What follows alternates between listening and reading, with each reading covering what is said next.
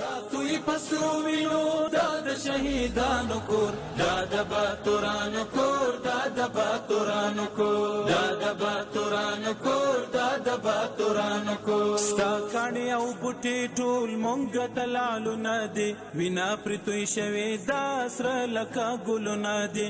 کلی څوک نیولی شي دا د زمریانو کور، دا د باتورانو کور، دا د باتورانو. د لوی بخونکي خدای په سپېڅلي نامه د لغمان ملي ټلویزیون درنو لیدونکو السلام علیکم ورحمت الله وبرکاتو. د نن شپې خبري ټولګي ته ښه راغلاست. نن یکشنبه د 1405 هجري شمسي کال د سنبلې یوه اوږدې میاشتې لومړۍ نیټه وه. تاسو ته د دمه د افغانستان د ملي ټلویزیون د خپرونو لیدونکي وئ. اوس تاسو پام د لغمان د ملي ټلویزیون د خپرونو لیدو ته راګرځوو. په سر کې هم د دې ساعت خبرونه. زه زین الدین حق یارم.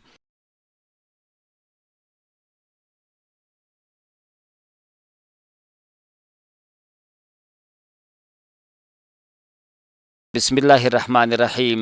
لغمان کې د ترافیکي پیښې له امله 5 تنو ته مرګ ژوبله اوښتې. د کابل جلال آباد پر لویه لار د لغمان ولایت اړوند د ورېښمو تنګي سیمه کې د ترافیکي پیښې له امله 5 تنو ته مرګ ژوبله اوښتې ده.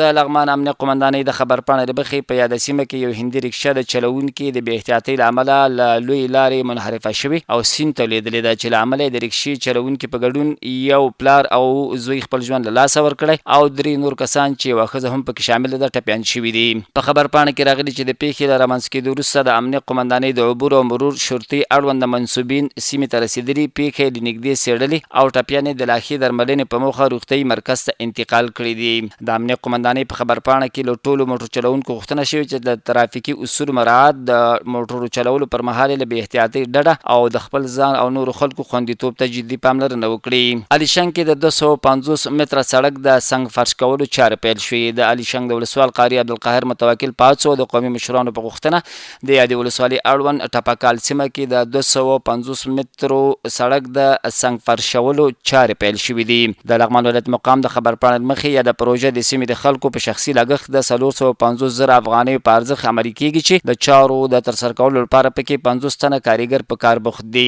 په خبرپاڼه کې زیاته شوې چې د یاد سړک دغه برخه له اوږدې مودې راهیسې د سیمې د خلکو لپاره د تګ راتګ له ستونزمندو خطرناکو برخو څخه ګڼل کېده، چې د سنګ فرش په بشپړېدو سره به د خلکو د تګ راتګ ستونزې تر ډېره هوارې شي. په خبرپاڼه کې همداراز راغلي د پروژې د پیل پر مهال قومي مشرانو د ولسوال قاري عبدالقاهر متوکل له هڅو مننه کړې او د چارو د ښه کیفیت او پر وخت بشپړېدو غوښتنه یې کړې ده.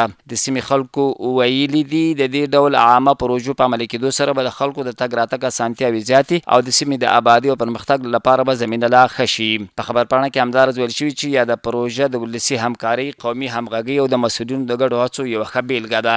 لغمان کې 1,000 غټو څارویو ته د واکسینونو کمپاین پیل شو. د لغمان د کرنې اوبه لګولو مالداري ریاست پاسو د خوړو کرنې نړیوال سازمان د FAO په مالي همکارۍ د لغمان ولایت په ټولو ولسوالیو کې غټو څارویو ته د لمپي سکین یا د پوستکي د دانو ناروغۍ پر وړاندې د واکسین د تطبیق چارې پیل شوې.